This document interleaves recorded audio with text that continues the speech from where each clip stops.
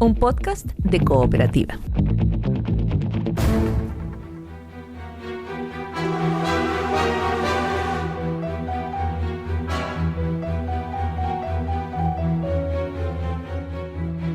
Los animales que nos rodean y circulan sigilosos por nuestra historia, nuestro arte y cultura. Animales espirituales y callejeros, signos de nuestra identidad, en los que podemos leer parte de nuestro pasado y quizás de nuestro futuro. Zodíaco Chileno, un podcast de Cooperativa Podcast, Teatro UC y Núcleo Milenio, Arte, Performatividad y Activismo. Hoy, el pingüino.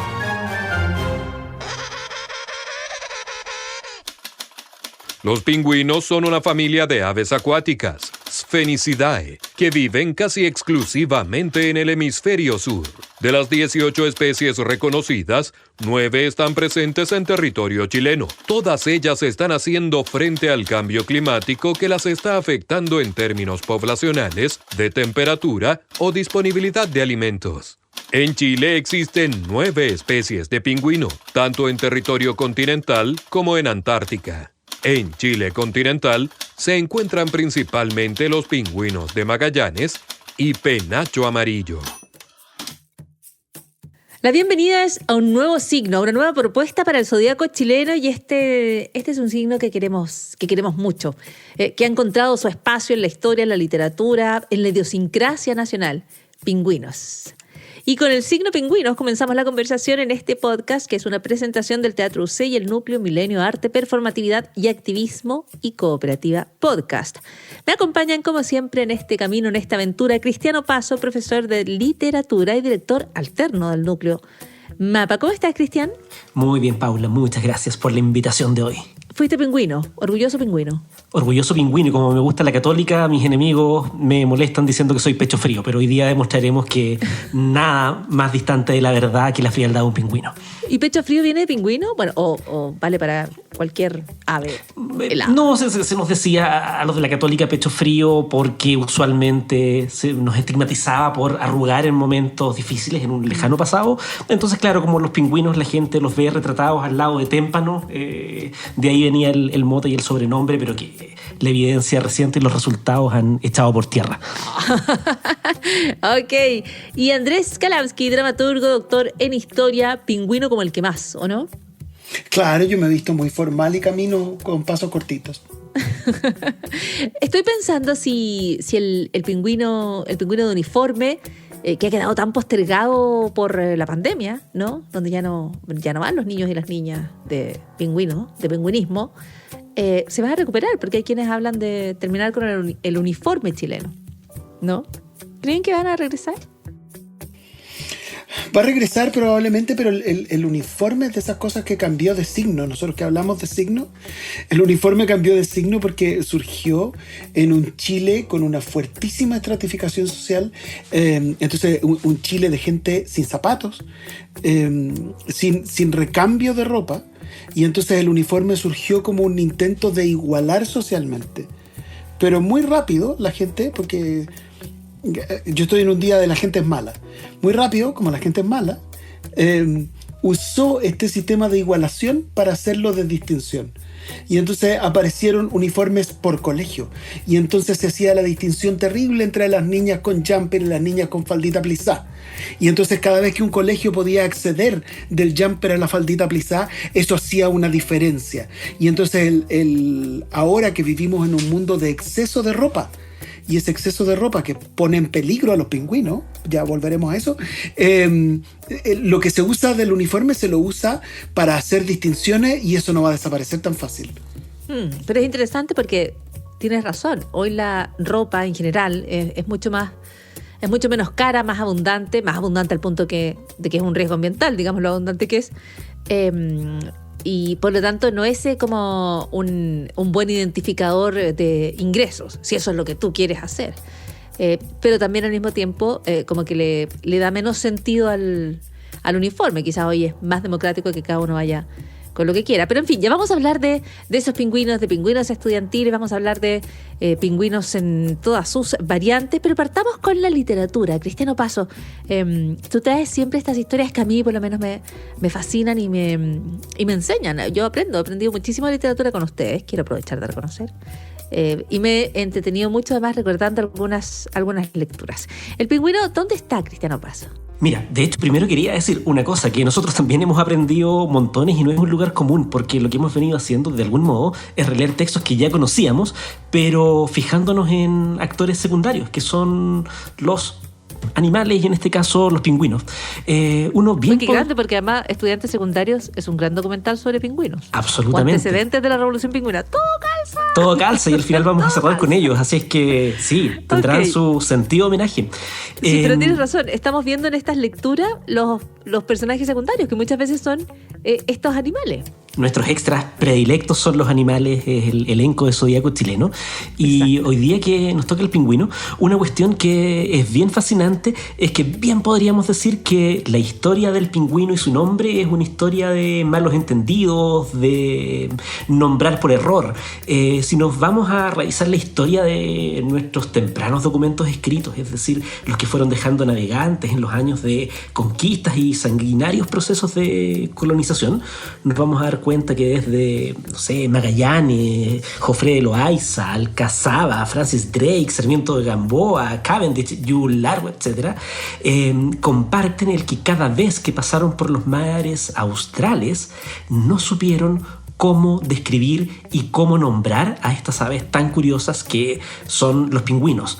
Y en ese sentido oscilaron con una serie de comparaciones más o menos desafortunadas, muchas de ellas coincidentes en que era, comillas, un simpático hombrecillo menudo, como decía Cavendish.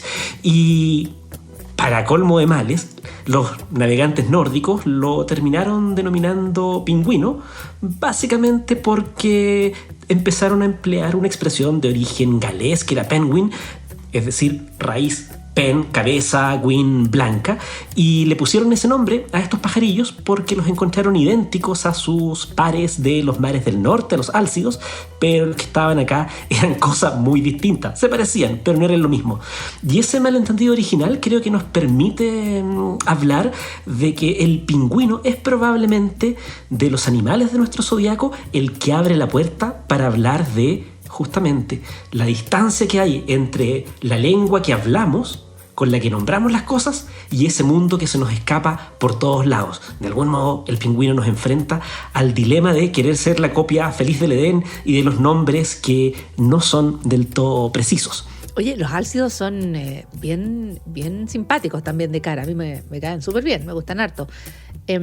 Pero estoy muy sorprendida respecto a que pingüino sea nombre de origen galés. Te juro que no se me ocurrió. Y para una especie que desapareció cerca del siglo XIX. Empezaron a ir en picada aquellos pingüinos nórdicos en el siglo XVI.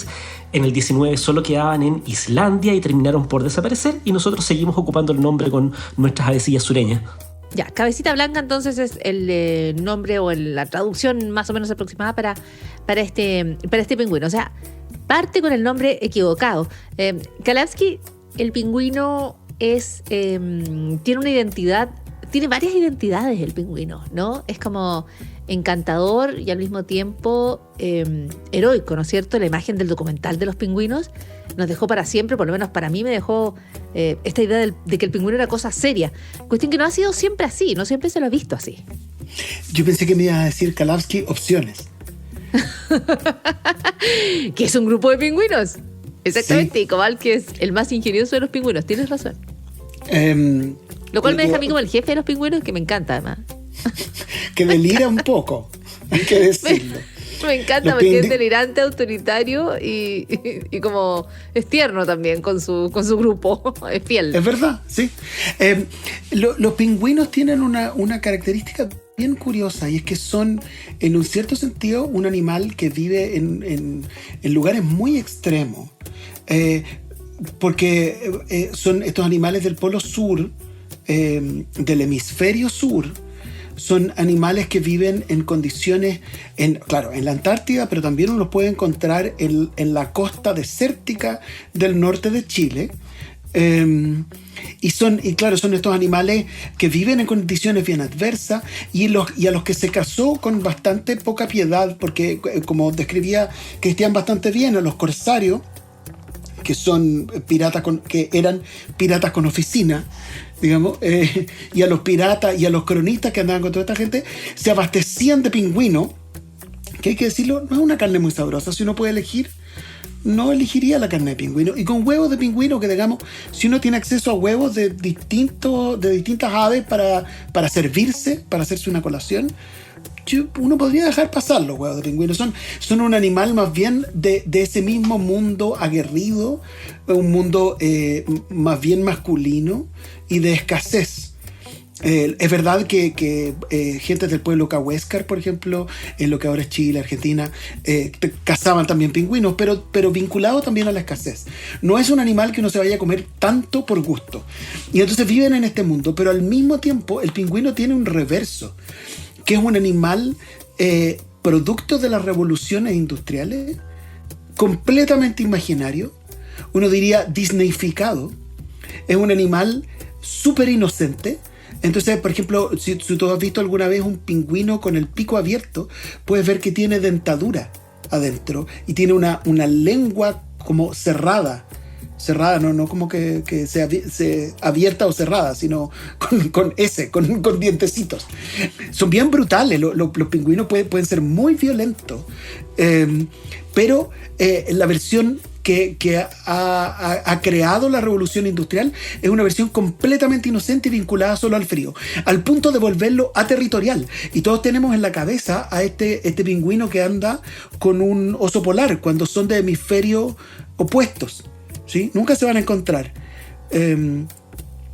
Entonces tenemos este mundo masculino, aguerrido, ventoso, frío del pingüino, y después este mundo hiper amable de la fábrica de hielo o del helado envasado con un pingüino, y que es un pingüino completamente imaginario. Entonces el pingüino es siempre doble y nos recuerda el nivel de centralización de nuestro país, porque para un porcentaje enorme de la población el pingüino solo puede ser el pingüino del documental o el pingüino del envase y nunca el pingüino verdadero. Y entonces los tenemos completamente confundidos y creemos que los tenemos domesticados cuando no. Perfecto. En ese sentido, quizás son un buen signo para un Chile que se veía de una manera, termina siendo de otra muy distinta, termina expresándose de forma al punto que se habla de la sorpresa chilena en el mundo y se identifica con paisajes que no son necesariamente los nuestros, ¿no es cierto? O sea, a mí me pasaba mucho que decían, bueno, vienes de Chile, del fin del mundo.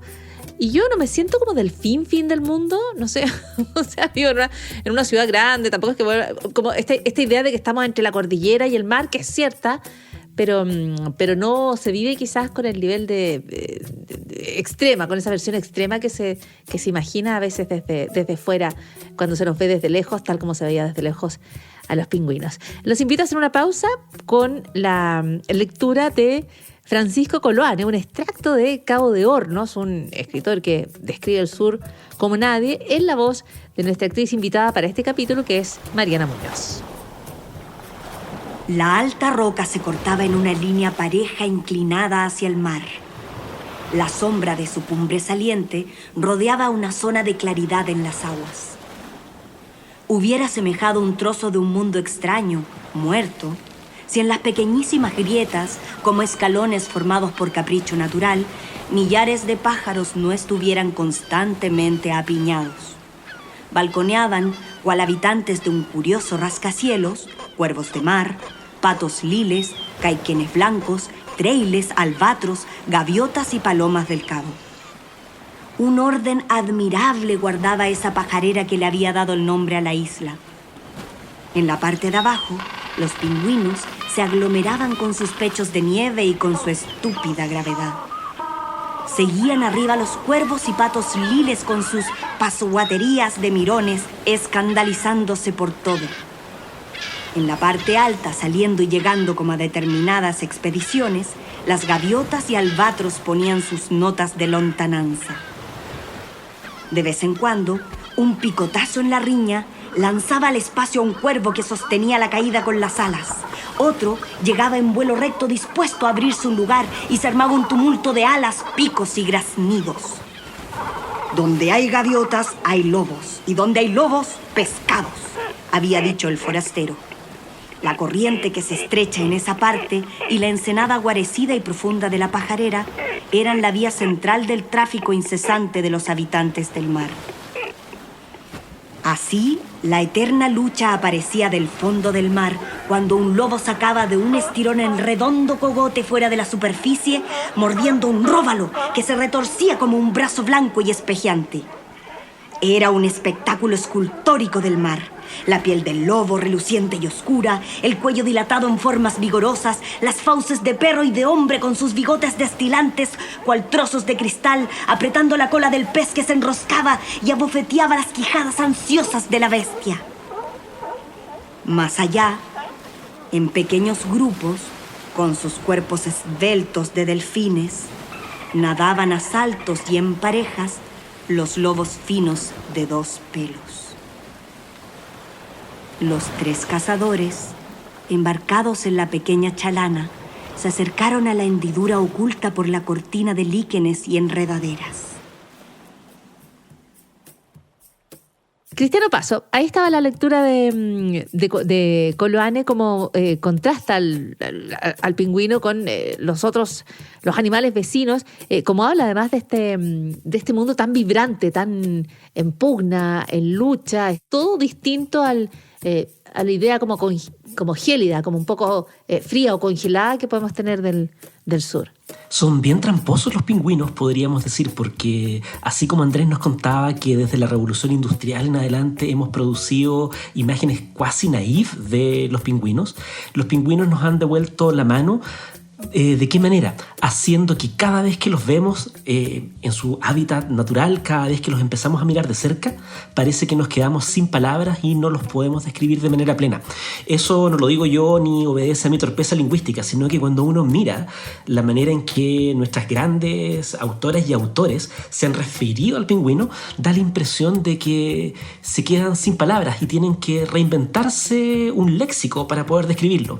Estoy pensando en Francisco Coloane, que recién lo escuchábamos en voz de Mariana, y Coloane contaba de hecho en la conquista de la Antártida que él había puesto en letra de molde una antigua leyenda, mito, ¿no?, sobre una familia yámana que pierde a su padre y que los hijos comen el cuerpo de un pingüino acto seguido.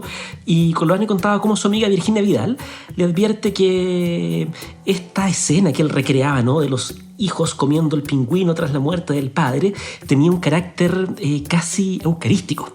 Y Coloane, que conocía bien la zona, dicho sea de paso, ¿no?, le dice, ojo con esa tendencia que tenemos a explicar lo desconocido única y exclusivamente como versiones apócrifas de lo que conocemos. Y Coloane le dice, no es una cuestión eucarística, esto es sencillamente un acto de supervivencia austral, no sobreinterpretemos. A Neruda le pasa algo parecido cuando le dedica un poema, ¿no?, con título latino que no voy a pronunciar, y que habla justamente de los pingüinos. Y en su descripción dice algo muy bonito. Dice que cuando se enfrenta a él, no eran brazos, no eran alas, eran pequeños remos duros. ¿Qué diablos es eso? ¿Es una máquina? ¿Es un ave? ¿Es un mamífero? El habla de Neruda parece rendirse ante esta rareza del pingüino. Y mucho antes de Neruda, Alonso Valle, a quien uno podría decir que Neruda va y le saca un montón de referencias, ¿no? Alonso Valle describía a estos pingüinos como esas avecillas que, comillas, caminan con la cabeza erguida, como acostumbran los humanos. Y más cerca, en una clave absolutamente paródica, en los años 80, Enrique Lira, en su poemario El Paseo Humada, que se imprimió como si fuese un tabloide, en papel de diario, ¿no?, ponía en una sátira, repito, mordaz de lo que es la poesía, en vez de poner a un vate tañendo la lira, cantándole a la luna, nos pone a una persona con patologías psíquicas, declamando incoherencias, bajo los letreros de neón frente a las vitrinas que venden baratijas, y a ese sujeto innombrable, indisciplinado, insurrecto, él lo llama el pingüino. Si uno piensa en esta mini línea de tiempo, uno podría darse cuenta que estas tres voces literarias, cuando se enfrentan al pingüino, terminan en el caso de Coloane, recordándonos que, ojo, cuando miremos lo desconocido, no lo metamos en la camisa de fuerza de lo conocido. O Neruda termina diciendo: ojo con esta idea de tratar de meter en moldes aquello que no conocemos, porque si no vamos a volver a caer, y eso no dista mucho de los estereotipos de la buena presencia, lo viril, lo femenino, lo animal. Es como que el pingüino nos dijera: habemos criaturas que somos resistentes a los moldes y nos queremos escapar. Y eso del pingüino me parece fascinante, me parece que de algún modo es la gran enseñanza que nos deja como un actor secundario de nuestra literatura. Es el que cada vez que se cuela en cámara uno termina diciendo: ¿y qué diablos es esto? Y qué postal más llena de libertad y de brío que ese reclamarse estar más afuera de los moldes. Oye, qué grande. Por lo tanto, el signo pingüino sería el signo ideal para quienes se consideran inclasificables, se apuntan como indescriptibles. Es un buen signo, me gusta. Es como, no soy lo que tú crees que soy. Sería como el equivalente sería el equivalente como al Géminis, ¿o no? Claro, es muy bonito eso. Y además que uno empieza a darse cuenta, no sé, pues Neruda en las alas termina viendo remos, ¿no? Como sacándole trote, o la amiga de Coloane, no, esto es la Eucaristía. Entonces, claro, tiene esta cosa que se escapa y que todos tratamos de llevarlo como si fuese literalmente agua para nuestro molino. Claro, me gusta ese signo. Yo soy signo pingüino, soy inclasificable, me pusieron un nombre que no me corresponde, nadie sabe qué soy exactamente, me gusta confundir, soy del frío y del calor, como decía Andrés Kalavsky, del desierto y del sur. Soy difícil o casi imposible de definir. Andrés, en la literatura, en este recorrido que hace Cristiano Opaso, que menciona a Lin, que menciona a distintas descripciones del pingüino, ¿a ti cuál es tu favorita o cuál te gustaría describir aquí? Claro, el pingüino es un animal bien curioso porque es un animal que está sobre representado en algunas áreas, pero que son áreas que estudiamos menos. El pingüino aparece junto con el elefante, por ejemplo, en muchos libros para niñas, para niños, y en teatro también para niñas y niños. Pero curiosamente tenemos todavía un sesgo en los estudios teatrales y en los estudios literarios, y todavía en Chile se estudia muy poco la literatura a la que acceden primero las personas, que es en general literatura infantil, programación televisiva infantil. Por alguna razón todavía los consideramos a niñas y niños como actores secundarios y no nos fijamos en lo que ellos leen.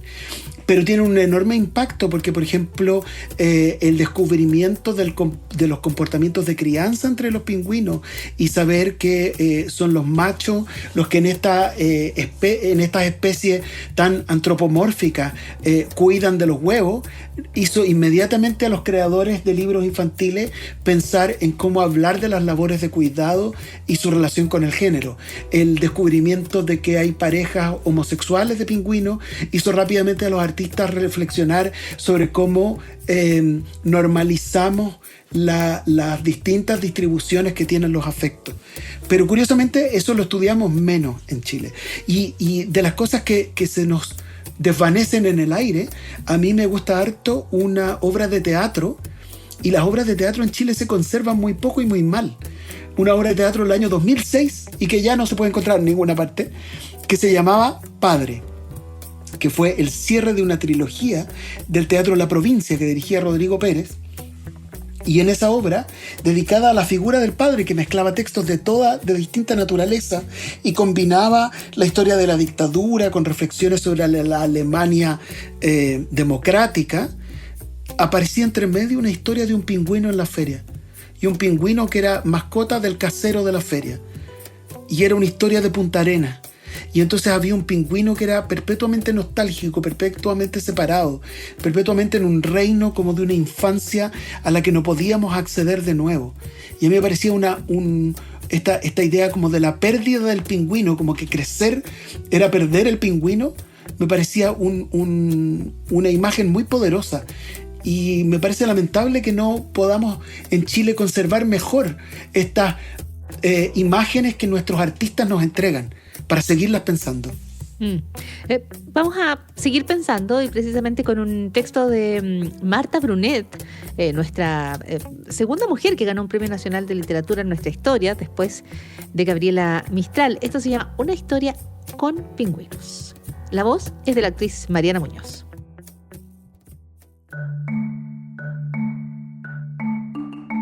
Después de tanto invernar, llegaron a este lugar, de la Antártica famosa por lo nevada y ventosa, una tribu de pingüinos muy correctos y muy finos.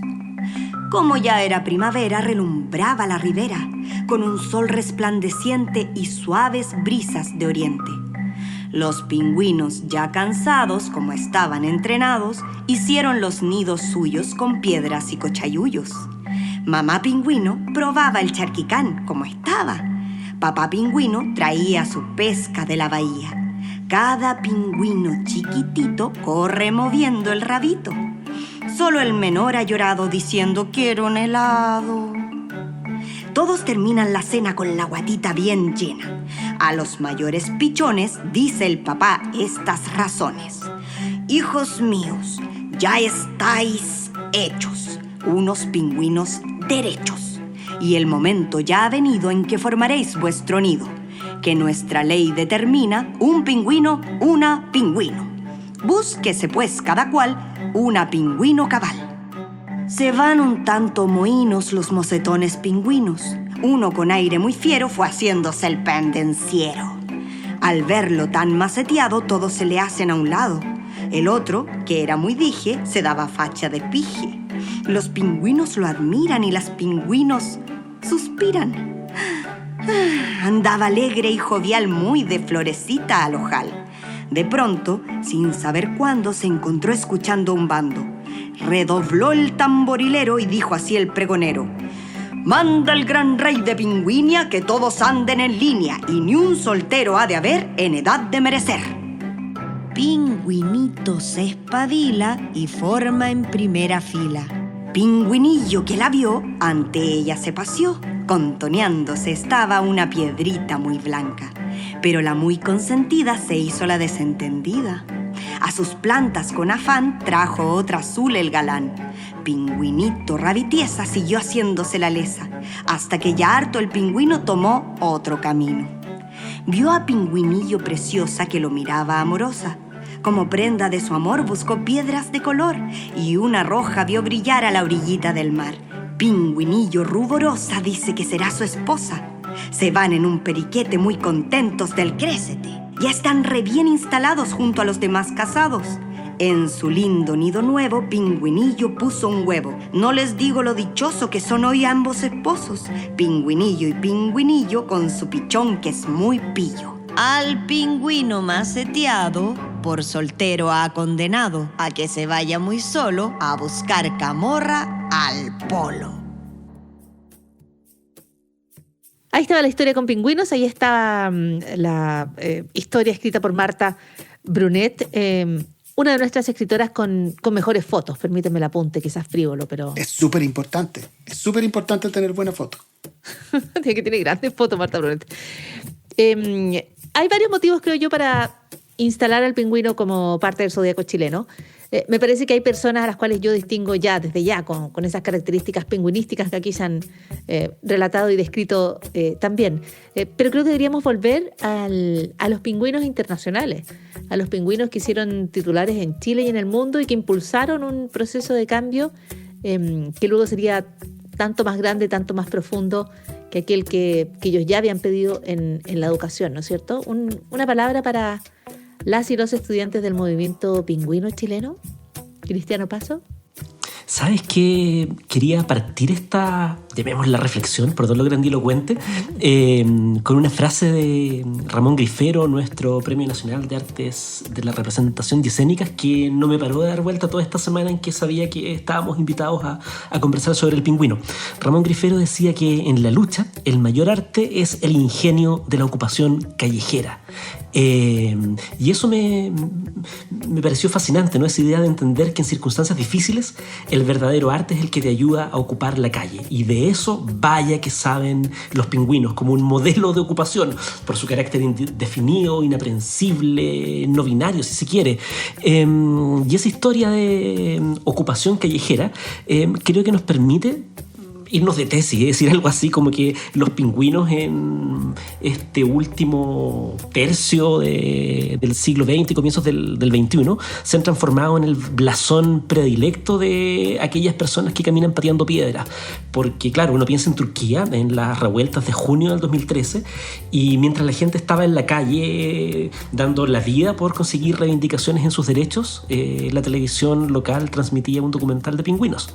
¿Y qué hicieron esos manifestantes? Se apropiaron del símbolo pingüino como justamente el blasón de los que son silenciados y transformaron la criatura cute, como diríamos hoy día, en un símbolo de gallardía irreductible de los que luchan tanto y sin miedo porque, como ya lo perdieron todo, perdieron hasta el miedo, decían por ahí nuestros compatriotas.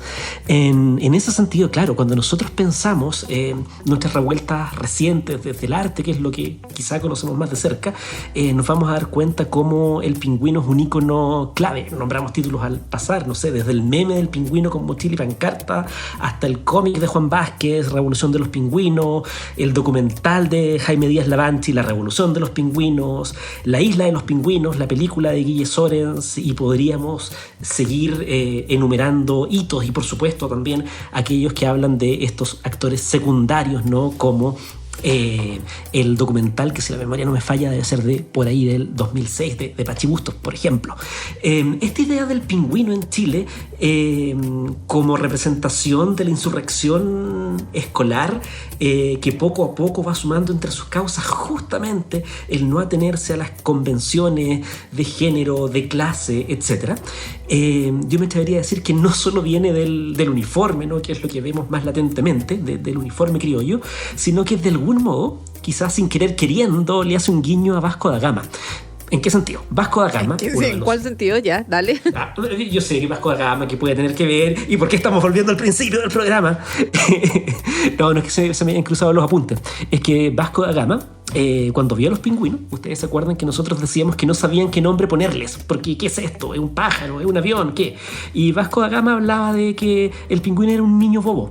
Y quedó esa imagen del niño bobo, porque era lento, era torpe. Y creo que en el mejor sentido nuestros pingüinos escolares han sido niños bobos porque, claro, uno los empezó a mirar y esto no prendió cabro y otras frases en la historia, y esos, comillas, niños estigmatizados como bobos terminaron comportándose como genuinos pingüinos, una especie, una comunidad que salió a la calle para cambiar ese mundo que justamente los rechaza. Así es que vengo acá en mi calidad de pingüinista a defender esa doble analogía, pingüinos por uniforme, pero también pingüinos en tanto estigmatizados niños bobos. O sea, claro, mal entendidos como niños bobos, porque fueron niñas y niñas capaces de transformar todo el país. Recordemos que si se llega a una convención constituyente, una nueva constitución, es inicialmente y en buena parte gracias a ellos y a ese movimiento que se extiende por tanto tiempo. Cada vez me gusta más el signo pingüino, porque es un signo que se impone. El pingüino termina imponiéndose, tú lo ves de lejos y quizás no lo entiendes, y cuando lo miras de cerca y sobre todo en grupo es de temer. Me gusta como signo. Andrés Kalamsky, finalmente el pingüino es igual que todo aquello que está vivo sobre este planeta, especie en riesgo por los efectos del calentamiento global, de los cambios climáticos, las tragedias o desastres climáticos.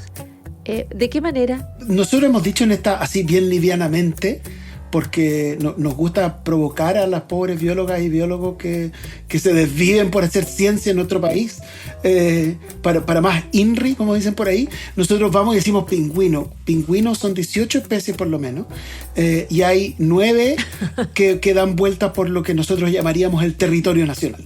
El pingüino, como algunos otros animales, es lo que uno podría llamar un animal termómetro, porque es un animal muy sensible sensible a las presiones ambientales, al mismo tiempo que son muy resistentes, como hemos visto en los documentales cuando marchan todos juntos por las calles de Santiago o por las calles de la Antártida. Los pingüinos son muy resistentes, pero son muy sensibles a las presiones ambientales. Entonces un derrame de petróleo incide directamente en las poblaciones de pingüinos.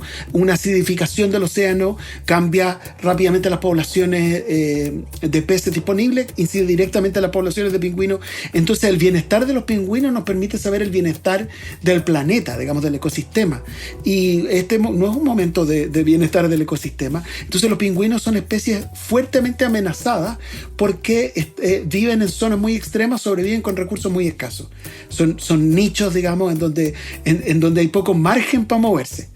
¿Sí? Esto no es como la gran minería. No es como uno dice, oye, pero si te pongo un royalticito que vaya a perder unos pocos pesos, no te pongáis así.